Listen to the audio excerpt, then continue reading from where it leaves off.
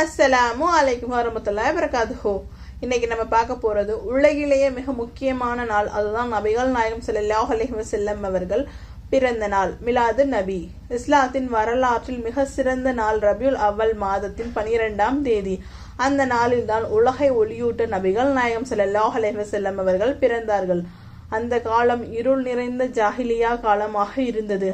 அதாவது மக்கள் விக்கிரகங்களை வழிபாடு செய்தார்கள், பெண் குழந்தைகளை உயிரோடு புதைத்தார்கள், அடிமைகளுக்கு எந்த உரிமையும் இல்லாதது. அந்த சமுதாயத்தை மாற்றுவதற்காக அல்லாஹ் அனுப்பிய அருள்மிகு தூதர் நபிகள் நாயகம் ஸல்லல்லாஹு அலைஹி வஸல்லம் அவர்கள். நபிகள் நாயகம் ஸல்லல்லாஹு அலைஹி வஸல்லம் அவர்கள் பிறந்தபோது பல அற்புதமான நிகழ்வுகள் நடந்தன. நபியின் தாயார் ஆமினா ரலியல்லாஹு அன்ஹா அவர்கள் சொன்னார்கள், அவரை பெற்றபோது ஒரு ஒளி வெளிவந்தது, சிரியாவில் இருக்கும் அரண்மனை வரை பார்த்தேன் என்று. பெர்ஷியா அரசரின் அரண்மனையில் 14 கோபுரங்கள் இடிந்தன, சில விக்கிரகங்கள் தரையில் விழுந்தன, உலகம் ஒளியால் நிரம்பியது. நபிகள் நாயகம் ஸல்லல்லாஹு அலைஹி வஸல்லம் அவர்கள் உலகத்துக்கே கருணையோடு வந்தவர். குர்ஆனில் அல்லாஹ் சொல்கிறார், நாங்கள் உன்னை உலகத்துக்கே இரக்கமாகவே அனுப்பினோம். அவருடைய வாழ்க்கை முழுவதும் ஏழைகளுக்கு அன்பு, பெண்களுக்கு உரிமை, அடிமைகளை விடுதலை செய்தல், சத்தியம், நேர்மை, நம்பிக்கை ஆகியவற்றுக்கு முன்னுரிமை.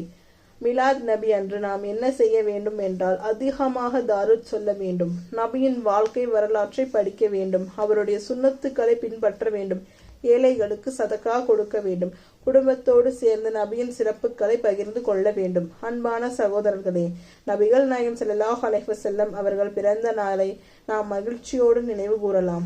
ஆனால் உண்மையான மௌலித் என்னவென்றால் அவருடைய வாழ்க்கையை பின்பற்றி நடப்பதுதான். அவருடைய சுன்னத்துக்களை நம்முடைய வாழ்க்கையில் கொண்டு வந்தால்தான் நமக்கு இந்த உலகிலும் மறுமை உலகிலும் வெற்றி கிடைக்கும். யா அல்லாஹ், நபிகள் நாயகம் ஸல்லல்லாஹு அலைஹி வஸல்லம் மீது அதிக அன்பு தருவாயாக, அவருடைய சுன்னத்துக்களை பின்பற்ற வலிமை தருவாயாக, இந்த உலகிலும் மறுமை உலகிலும் நம் அனைவரையும் வெற்றியாளர்களாக ஆக்கி வைப்பாயாக. ஆமீன். அஸ்ஸலாமு அலைக்கும் வரஹ்மத்துல்லாஹி வபரகாத்துஹு.